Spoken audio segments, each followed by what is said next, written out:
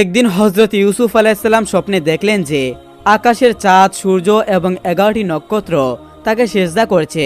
সেই সময় তিনি ছিলেন এক তরুণ বালক এবং এই স্বপ্নটি ছিল আল্লাহর পক্ষ থেকে তার ভবিষ্যতের একটি নিদর্শন।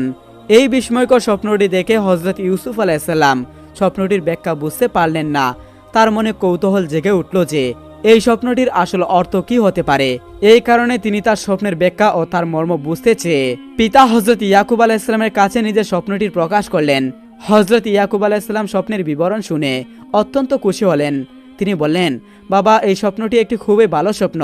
তোমার স্বপ্ন দেখে স্পষ্ট বোঝা যাচ্ছে যে আল্লাহ রাব্বুল আলামিন তোমার পিতা এবং তার পূর্বপুরুষ হযরত ইসহাক ও ইব্রাহিম আলাইহিসসালামের মতো তোমাকে নবুয়তি দানের জন্য মনোনীত করেছেন। হযরত ইয়াকুব আলাইহিসসালাম বললেন, আসমানের চাঁদ ও সূর্য দ্বারা বোঝানো হয়েছে তোমার পিতামাতা, আর 11টি নক্ষত্র হলো তোমার 11 জন ভাই। সেজদা করার অর্থ হচ্ছে সম্মান ও আনুগত্য প্রকাশ করা। একদিন তুমি এমন মর্যাদা লাভ করবে যখন তোমার বাবা মা এবং ভাইয়েরা তোমার প্রতি শ্রদ্ধা ও আনুগত্য প্রকাশ করবে। এই ব্যাখ্যা শুনে হযরত ইউসুফ আলাইহিসসালাম অত্যন্ত খুশি হলেন এবং আল্লাহ রাব্বুল আলামিনের দরবারে কৃতজ্ঞতা প্রকাশ করলেন। এরপর হযরত ইয়াকুব আলাইহিসসালাম সতর্ক করে বললেন, বৎস, তুমি এই স্বপ্নের কথা কাউকে বলো না, বিশেষ করে তোমার ভাইয়েরা যেন এই স্বপ্ন জানতে না পারে। তারা আগে থেকেই তোমার প্রতি হিংসা পোষণ করে রেখেছে। যদি তারা এই স্বপ্নের কথা জানতে পারে তাহলে তারা তোমার প্রতি আরো বিচ্ছেদ পোষণ করবে, এমনকি তোমার ক্ষতি সাধনের চেষ্টাও করবে। হযরত ইউসুফ আলাইহিসসালাম বললেন, আব্বাজান, আমি প্রতিশ্রুতি দিচ্ছি, আল্লাহর কসম, আমি কাউকে কিছু বলবো না ইনশাআল্লাহ। কিন্তু তারা এই কথোপকথনের সময় বুঝতে পারেনি যে ইউসুফ আলাইহিসসালামের এক ভাই গোপনে এই কথাগুলো শুনে ফেলেছে। সে আর নিজেকে সামলাতে পারল না, দৌড়ে গিয়ে অন্য ভাইদের কাছে বলল, ভাইয়েরা আমার, জানো ইউসুফ কি স্বপ্ন দেখেছে? সে দেখেছে আকাশের চাঁদ, সূর্য আর 11টি তারা তাকে সেজদা করছে। আর আমাদের পিতা ইয়াকুব আলাইহিসসালাম এই স্বপ্নের ব্যাখ্যা করেছেন ইউসুফকে একদিন আল্লাহ তাআলা বাদশাহী দান করবেন, আর আমরা সকলে তার আনুগত্য স্বীকার করে তার সামনে শ্রদ্ধায় অবনত হব। হযরত ইউসুফ আলাইহিসসালামের ভাইয়েরা এই কথা শুনে প্রচণ্ড রাগে ফেটে পড়ল, কারণ তারা ইতিপূর্বে লক্ষ্য করেছিল পিতা ইয়াকুব আলাইহিসসালাম ইউসুফকে খুব বেশি ভালোবাসেন এবং সবসময় তার প্রশংসা করতেন। এই বিষয়টি তাদের কাছে সহ্য হচ্ছিল না। যদি ইউসুফকে নবুয়ত বা রাজত্ব দান করা হয় তবে পিতা তো আরও বেশি স্নেহ করবে এবং আমাদের প্রতি মুখ ফিরিয়ে নিবে। এরকম চিন্তা তাদের হিংসা ও ঈর্ষাকে আরও জোরালো করে তোলে। ফলে তারা একত্র হয়ে পরিকল্পনা করতে থাকে কিভাবে ইউসুফকে পিতার কাছ থেকে সরানো যায়। একজন বলল, আমরা সবাই পিতার সন্তান, কিন্তু ইউসুফ একাই সব ভালোবাসার অংশীদার হয়ে যাচ্ছে, এটার একটা সমাধান দরকার। অন্যজন বলল, ইউসুফ আমাদের সবচেয়ে বড় শত্রু, তাই তাকে সরিয়ে ফেলতে হবে, না হলে আমরা কখনো পিতার ভালোবাসা পাবো না। আরেকজন বলল, হ্যাঁ, ইউসুফ না থাকলে পিতার দয়া আমাদের উপর পড়বে। তখন আরেকজন প্রশ্ন করলো, কিন্তু ইউসুফকে আমরা কিভাবে দূর করব? তখন আরেকজন প্রস্তাব দিল, দূর করার দরকার কি, তাকে হত্যা করলেই তো সব সমাধান হয়ে যায়। আমরা তাকে সঙ্গে নিয়ে ছাগল চড়ানোর অজুহাতে বাইরে নিয়ে যাব, তারপর তাকে হত্যা করে ফেলবো। তাদের মধ্যে একজন বলল, ইউসুফ তো সহজে আমাদের সঙ্গে যাবে না, সে বলবে আগে আব্বাজানের অনুমতি নিতে হবে। আর যদি আব্বাজানকে বলি, উনি কখনো ইউসুফকে আমাদের সঙ্গে পাঠাবেন না। তখন আরেকজন বলল, তাহলে আম্মাজানের কাছ থেকে অনুমতি নেওয়া যায়, কোনোভাবে ফাঁকি দিয়ে গেলেই তো হবে, তারপর যেভাবে পারা যায় ওকে শেষ করে দিব। এমনকি তারা বিদ্রুপ করে বলতে লাগলো, 11টি নক্ষত্র আর চাঁদ, সূর্য নাকি ওকে সেজদা করে। ইউসুফ আলাইহিসসালামের একজন ভাই ছিল, তার অন্তর বাকিদের মতো এতটা কঠোর ছিল না, তার অন্তরে দয়া মায়া ছিল। সে বলল, ইউসুফকে হত্যা করা ঠিক হবে না, যদি কিছু করতে চাও তাহলে এমন কিছু করো যাতে সে বেঁচে থাকে, কিন্তু আমাদের পিতার চোখ থেকে যেন আড়াল হয়ে যায়। একেবারে তাকে মেরে ফেলেটা আমি ভালো মনে করছি না। হাজার হলে ইউসুফ আমাদের ভাই, আমরা তাকে কোনো একটি গভীর কূপে নিক্ষেপ করে ফেলি, এরপর তাকে হয়তোবা কোনো মুসাফির তুলে নিয়ে যাবে, এতে ইউসুফও বেঁচে থাকবে এবং পিতার চক্ষু থেকেও অন্তরাল হয়ে যাবে। ইউসুফ আলাইহিসসালামের সকল ভাইয়েরা তার কথা যুক্তিসঙ্গত মনে করল এবং তারা সিদ্ধান্ত নিল যে ইউসুফকে তারা কূপে নিক্ষেপ করে দিবে। ইউসুফ আলাইহিসসালামের 11 জন ভাই তারা খুবই ষড়যন্ত্রে নিক্ষেপ করলো কিভাবে ইউসুফকে ঘরের বাহিরে নিয়ে যাওয়া যায়। এটা তারা চিন্তা করতে লাগলো। তাদের কার্যক্রম স্বরূপ তারা প্রথমত ইউসুফ আলাইহিসসালামকে তাদের সাথে নিয়ে যাওয়ার জন্য তাকে বলল, ভাই ইউসুফ, আমরা প্রতিদিন মাঠে ছাগল ও পশু চড়াতে যাই, সেই হিসাবে আমরা পশু চড়িয়ে যে দিন কাটাই এমনটি নয়, বরং বিভিন্ন ধরনের খেলাধুলা আমোদ প্রমোদের ব্যবস্থা সেখানে রয়েছে। সেখানে পাহাড় ও নদীতে মনোমুগ্ধকর দৃশ্য রয়েছে, যে দৃশ্যগুলো দেখলে তোমার মন প্রফুল্ল হয়ে উঠবে। সহজ সরল হযরত ইউসুফ আলাইহিসসালাম এই দৃশ্য দেখার জন্য ভাইদের সাথে খেলাধুলা করার জন্য পিতার অনুমতি ছাড়া তিনি যেতে চাইলেন না। তার ভাইয়েরা হযরত ইউসুফ আলাইহিসসালামে যাওয়ার আগ্রহ দেখে কিছুটা আশ্বস্ত হলো। অতঃপর তারা সকলে হযরত ইয়াকুব আলাইহিসসালামের কাছে গিয়ে বলল, আব্বাজান, বিগত বসন্তকালে আমরা যখন ছাগল চরানোর জন্য গিয়েছিলাম, তখন ইউসুফকে সঙ্গে নিয়ে যাওয়ার জন্য আবেদন করার পরেও আপনি আমাদেরকে অনুমতি দেননি। এজন্য তার পক্ষে পাহাড়, পর্বত, বন, জঙ্গল মনোমুগ্ধকর দৃশ্য দেখার সৌভাগ্য হয়নি। এবার আবারও বসন্ত এসে গেছে, বনে রঙে রঙে ফুল ফুটেছে, আকাশ বাতাস মনোমুগ্ধকর হয়ে আছে, চারিদিকে বসন্তের জীবত্ব মুহূর্ত। এমন সুন্দর পরিবেশ দর্শনে আমাদের ভাই ইউসুফকে সাথে না নিলে আমরা অত্যন্ত নিরানন্দ হব। আব্বাজান, মেহেরবানি করে আমার ভাই ইউসুফকে আমাদের সঙ্গে যাবার অনুমতি দিন। তখন হযরত ইয়াকুব আলাইহিসসালাম বললেন, বৎসগণ, তোমরা এত ভালো করেই জানো যে ইউসুফকে ছাড়া আমি এক মুহূর্ত থাকতে পারি না। এ অবস্থায় কিভাবে তাকে আমি তোমাদের সাথে বনে পাঠিয়ে দিব? তাছাড়া আমার ভয় হচ্ছে যে তোমরা তোমাদের কাজে মনোযোগী হয়ে পড়বে আর এদিকে থেকে বাঘ এসে ধরে নিয়ে যাবে। ইয়াকুব আলাইহিসসালামের পুত্রগণ তখন বলল, আমরা সকলে সাহসী ও শক্তিশালী যুবক, আমাদের একজনও যদি ইউসুফের সঙ্গে থাকে তাহলে নেকড়ে কেন? নেকড়ের বাপরও শক্তি নেই ইউসুফকে নিয়ে যেতে। আপনি এ ব্যাপারে একেবারে নিশ্চিত থাকুন। আমরা এতগুলো ভাই থাকতে যদি ইউসুফের কোনো ক্ষতি হয়ে যায় তাহলে আমাদের জীবন রাখার আর কি রয়েছে? হযরত ইয়াকুব আলাইহিসসালামের পুত্রগণ ইউসুফের নিরাপত্তার কথা বলার পরেও তাকে তাদের সাথে দিতে রাজি হলেন না, কিন্তু তারা ইউসুফকে এমনভাবে বলে বাধ্য করে ফেলেছিল। তখন ইউসুফ আলাইহিসসালাম নিজেই বলল, আব্বাজান, আপনি আমাকে তাদের সঙ্গে যাওয়ার অনুমতি দিন। আমারও মন চাচ্ছে যে বসন্তের বাতাস দেখে আসি এবং আমার ভাইদের সাথে খেলাধুলা করে আসি। আর আমি কয়েকদিন যাবৎ বাহিরে কোথাও যাচ্ছি না। আজ যদি একটু ঘরের বাহিরে যাই তাতে দোষ নেই, এতে আমার অন্তর প্রফুল্ল হয়ে যাবে এবং আমার ভাইদের আশা পূরণ হয়ে যাবে।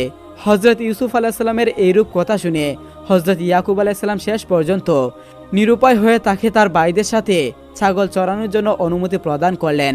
এরপর তিনি হযরত ইউসুফ আলাইহিসসালামকে গোসল করে নতুন কাপড় পরিয়ে সুগন্ধ মাখিয়ে আনার জন্য নির্দেশ দিলেন। তারা সকলে যখন একত্রিত হয়ে ইউসুফকে সুসজ্জিত করে তার নিকট নিয়ে আসা হলো, তখন হযরত ইয়াকুব আলাইহিসসালাম তাকে বুকে জড়িয়ে নিলেন এবং তার কপালে চুম্বন দিয়ে ইউসুফকে তার ভাইদের সাথে বিদায় জানালেন। ইউসুফ আলাইহিসসালাম ভাইদের সাথে যাত্রা পাক করলে আবারও ইয়াকুব আলাইহিসসালাম সাবধান করলেন। বিশেষ করে বড় পুত্র ইয়াহুদাকে নির্দেশ করে বলল, দেখো ইয়াহুদা, তুমি সকলের বড়, তোমার ছোট ভাইকে আমি তোমার হাতে হেফাজত দিলাম, তাকে দেখাশোনার বার তোমার উপর অর্পণ করলাম। তার যেন কোনো ক্ষতি না হয়, কোনো অসুবিধা না হয়, সর্বদা সজাগ দৃষ্টি রাখবে। প্রকৃতির সৌন্দর্য দেখার জন্য প্রবল আশঙ্কায় চলতে লাগলেন ভাইদের সঙ্গে। ইয়াকুব আলাইহিসসালাম বহুদূর পর্যন্ত যাত্রার পথের দিকে তাকিয়ে থাকলেন। তার মনে এক অজানা আশঙ্কা চাপ, দু চোখ দিয়ে তার অস্ত্র গড়িয়ে পড়ছিল। এদিকে পিতার দৃষ্টি সীমানা পর্যন্ত ভাইরা ইউসুফকে অত্যন্ত আদর সোহাগে নিয়ে যেতে লাগলেন এবং আলাপ করতে করতে সামনে এগিয়ে যেতে লাগলেন। কিন্তু যেই না পিতার দৃষ্টি আড়াল হলো, এমনিতেই শুরু হলো তাদের হিংস্রতা। কেউ হযরত ইউসুফ আলাইহিসসালামকে চর থাপ্পড় মারতে শুরু করলো, কেউ তার নরম শরীরে কিল ঘুষি মারতে শুরু করলো। কোমল প্রাণ হযরত ইউসুফ আলাইহিসসালাম ভাইদের হঠাৎ পরিবর্তনের দৃশ্য দেখে হতবাক হয়ে গেল। নিস্তব্ধ মরুভূমিতে তিনি তাদের দিকে তাকিয়ে থাকলেন। তিনি বললেন, হে আমার ভাইয়েরা, তোমরা আমাকে কেন মারছো? তখন তারা জিজ্ঞাসা করলো, কিরে ইউসুফ, তোকে নাকি আকাশের চন্দ্র সূর্য ও 11টি নক্ষত্র সেজদা করছে, এখন তারা কোথায়? ডাক তাদেরকে। ভাইদের নিষ্ঠুর অত্যাচারে ইউসুফ আলাইহিসসালাম কাঁদতে লাগলেন, কিন্তু তার কান্না দেখে হিংসা পরোয়ান ভাইদের মনে কোনো দয়ার উদয় হলো না। এভাবে মাঝে মাঝে তারা হযরত ইউসুফ আলাইহিসসালামকে বহুদূর নিয়ে গেল। তারা যেতে যেতে এক পাশ অন্ধকারে একটি কূপ দেখতে পেল। কূপটি দেখে তারা বলল, হে ভাইয়েরা, এই কূপের মধ্যে ইউসুফকে নিক্ষেপ করি। অতঃপর সিদ্ধান্ত অনুযায়ী ইউসুফকে পরিত্যক্ত কূপের মধ্যে নিক্ষেপ করার জন্য তাকে কূপের নিকট নিয়ে গেল।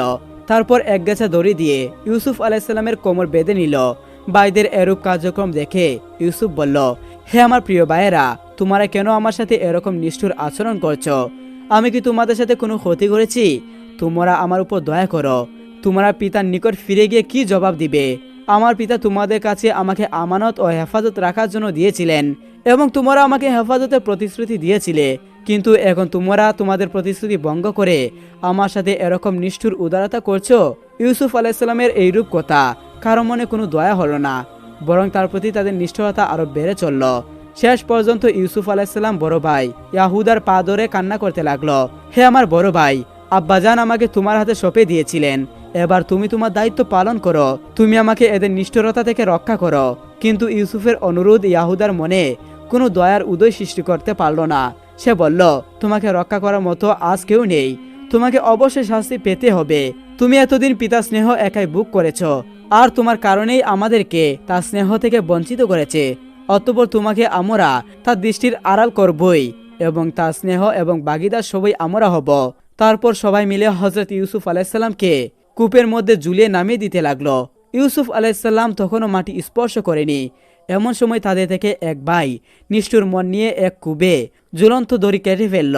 তার উদ্দেশ্য ছিল ইউসুফ আলাইসাল্লাম আঘাত পেয়ে হয়তো মারা যাবে অথবা মৃত্যুর দিকে এগিয়ে যাবে।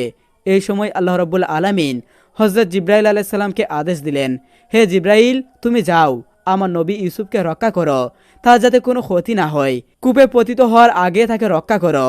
আল্লাহ রাব্বুল আলামিনের হুকুম পেয়ে হজরত জিব্রাইল আলাইসাল্লাম সাথে সাথে সে কূপের তলদেশে এসে কূপের নিকট পতিত হওয়ার আগেই হজরত ইউসুফ আলাইসাল্লামকে ধরে ফেললেন।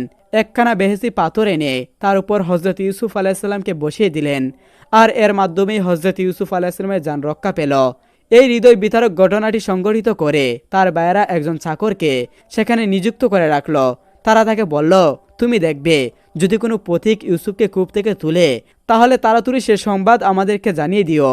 এরপর তারা সেখান থেকে চলে গেল এবং পিতার নিকট গিয়ে কি যুক্তি দাঁড় করানো যায় সেজন্য তারা পরামর্শ করতে লাগলো। একজন বলল, তোমরা একটি ছাগল জবাই করো, তার রক্তে ইউসুফের জামা কাপড় রক্তকরণ করো, এরপর আমরা সবাই গিয়ে বলবো আব্বাজান ইউসুফকে বাঘে খেয়ে ফেলেছে। মতামতটি সবারই পছন্দ হলো। পরামর্শ মোতাবেক তারা একটি ছাগল জবাই করলো এবং তার রক্ত ইউসুফ আলাইসাল্লামের জামা কাপড়ে লাগিয়ে দেওয়া হলো। অতঃপর রক্তাক্ত জামা নিয়ে তারা কাঁদতে কাঁদতে তাদের পিতার নিকট গিয়ে বলল, আব্বাজান, সর্বনাশ হয়ে গেছে, আমরা সকলে খেলাধুলা করেছিলাম আর ইউসুফকে আমাদের সকলের জিনিসপত্রগুলো দেখাশোনার দায়িত্ব দিয়েছিলাম। খেলাধুলার কারণে আমরা ইউসুফের প্রতি অমনোযোগী হয়ে পড়েছিলাম। খেলাধুলা শেষে আমরা এসে দেখলাম ইউসুফকে বাঘে আক্রমণ করে খেয়ে ফেলেছে। এই দেখুন তার রক্তাক্ত জামা। হজরত ইয়াকুব আলাইসাল্লাম পুত্রের মুখে এই দুঃসংবাদ শুনে একেবারে অস্থির হয়ে পড়লেন। পৃথিবী তার কাছে অন্ধকার হয়ে আসতে লাগলো। তিনি চেতনা হারিয়ে ফেলার উপক্রম হলেন। এরপর তিনি বহু কান্নাকাটি করে ইউসুফ আলাইসাল্লামের রক্তাক্ত জামা উল্টিয়ে পাল্টিয়ে দেখতে লাগলেন। তিনি অবাক হয়ে দেখলেন যে ইউসুফ আলাইসাল্লামের জামায় কোনো বাঘের আক্রমণের ফলে চিরাপাড়া নেই। তিনি পুত্রদেরকে প্রশ্ন করলেন, হে আমার পুত্ররা, ইউসুফকে কোন বাঘে খেয়েছে? যে বাঘটি আমার ইউসুফকে খেয়েছে, কিন্তু তার জামা কাপড় কোনো চেরাফাড়া নেই। আমি তো ইউসুফের জামায় কোনো চিরাফাড়ার নিশানা দেখতে পেলাম না, তাহলে কিভাবে বাঘ তাকে ভক্ষণ করলো? ইয়াকুব আলাইসাল্লামের মুখে এই প্রশ্ন শুনে তারা হতভম্ব হয়ে গেল। তারা ঠিক করতে পারছিল না যে এর সঠিক উত্তর কি দিবে।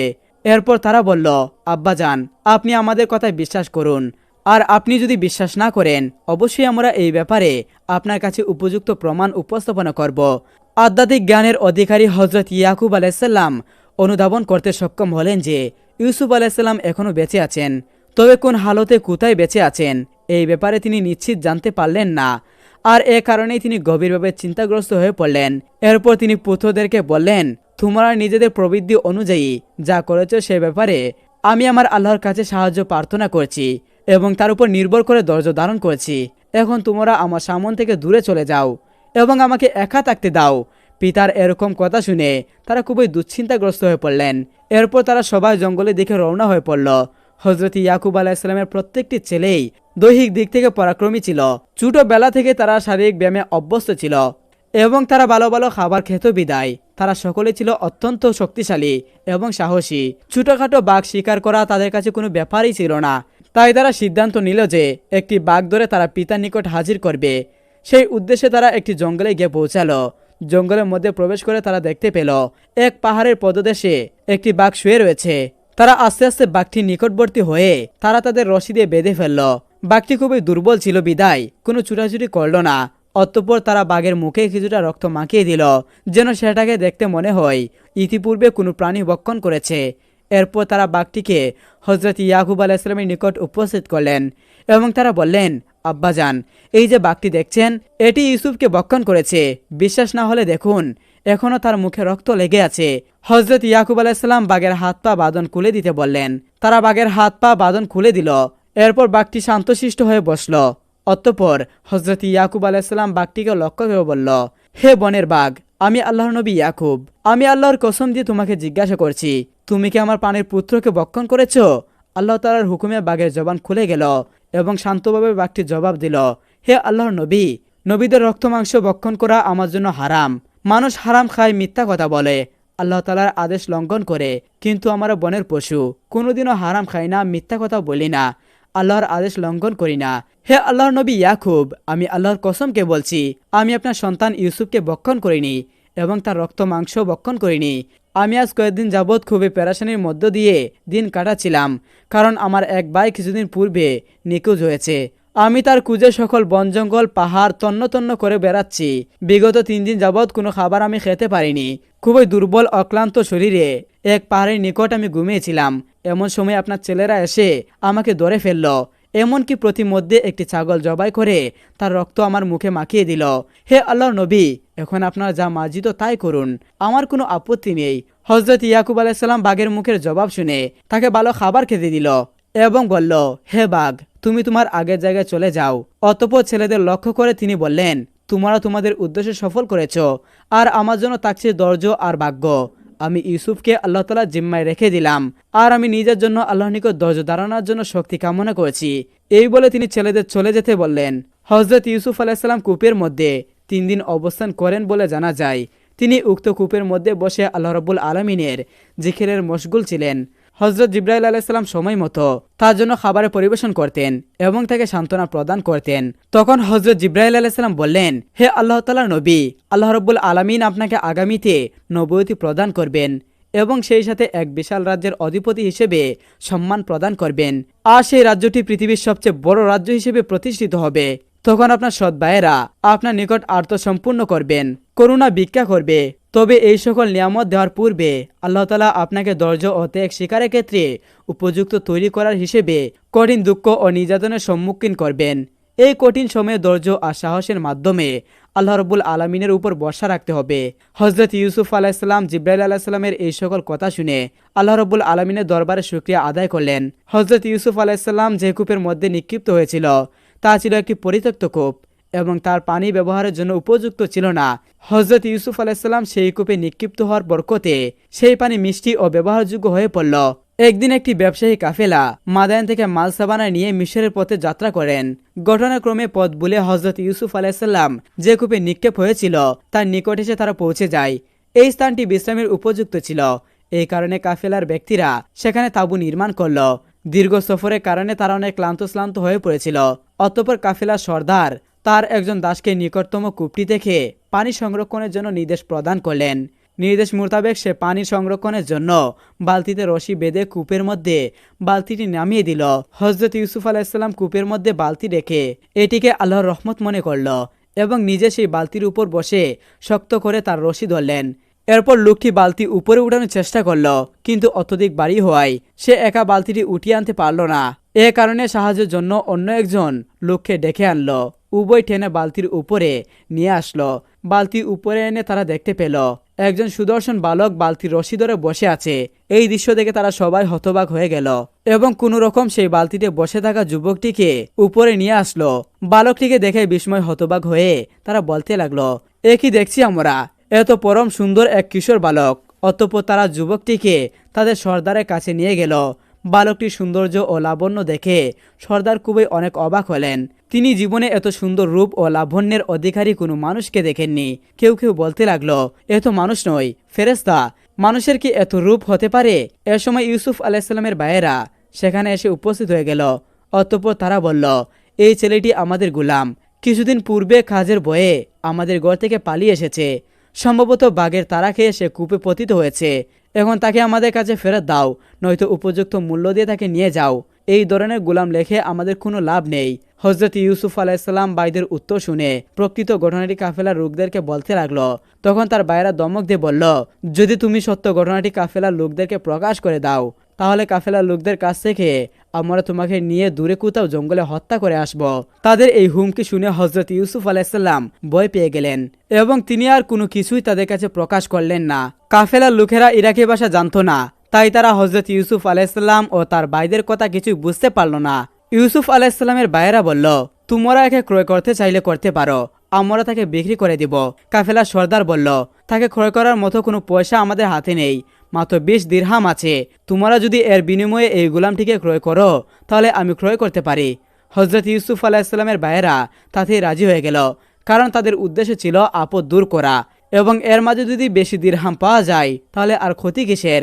কাফেলার সর্দার ইউসুফ আলাইহিসসালামের ভাইদেরকে বলল, আপনারা যে এই গোলাম আমাকে বিক্রি করলেন তার একটি লিখিত সনদ আমাকে দিয়ে দিন। কথা মতো তারা একটি লিখিত সনদ হস্তান্তর করল এবং সকলে সেই সনদে স্বাক্ষর করল। লেনদেন সমাধান করে কাফেলার লোকেরা দেশের উদ্দেশ্যে রওনা করল। হজরত